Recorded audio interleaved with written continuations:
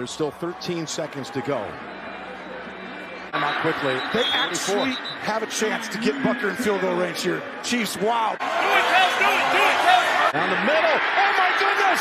It's going to be a 48-yard attempt. Wow. Only Mahomes gets you in an easy field goal range.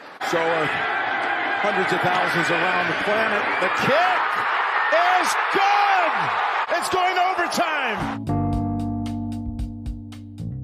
Welcome to the 13 Seconds to Glory podcast, and today we're going to be talking about the Chargers, more accurately the Chargers and how they can get better in the offseason. We'll be addressing their biggest offseason needs in this third episode of the 13 Seconds to Glory podcast, and continuing the AFC West series. So tomorrow will be the Raiders, and then next week will be the AFC East turn. We'll be evaluating the AFC East biggest offseason needs by going Dolphins, Jets, Bills, Patriots.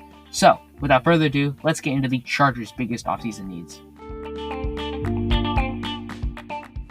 Okay, let's talk about the biggest needs for the Los Angeles Chargers.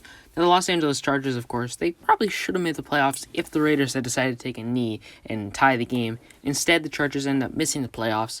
I'd say their biggest needs probably lie in wide receiver, honestly. You need to get some help for Justin Herbert. Probably offensive line would help a lot too in terms of like guard and tackle, because their offensive line did not really play that well. Their defense, their run defense was horrible. I believe they're the 31st in the league or 32nd. But if you don't know that, that's terrible. You need definitely help on that D line, probably at linebacker as well.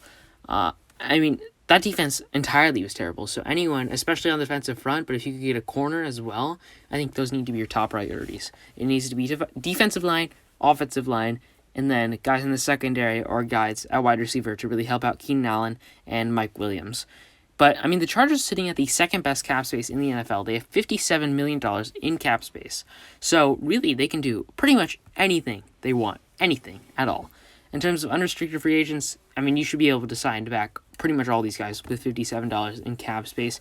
You'll have Linval Joseph, Chris Harris, Mike Williams, guys like Kyle Fackrell, Dustin Hopkins, their kicker, guys who you can definitely re-sign, especially with all the money you have. Justin Jackson played particularly well down the season stretch, so you might want to sign him back as well. But if you're the Chargers, you're sitting really pretty in terms of who you need to get, who you want to get, and who you want to get re-signed. I think the draft can be a terrific building spot for the Chargers.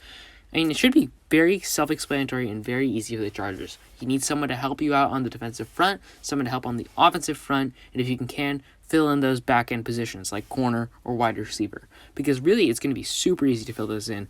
Once you have $57 million in cap, you can re-sign those guys.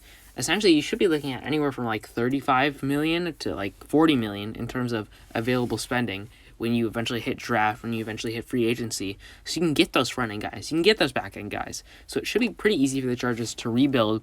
Want to rebuild that defense. So yeah, thanks so much for watching, and go Chiefs.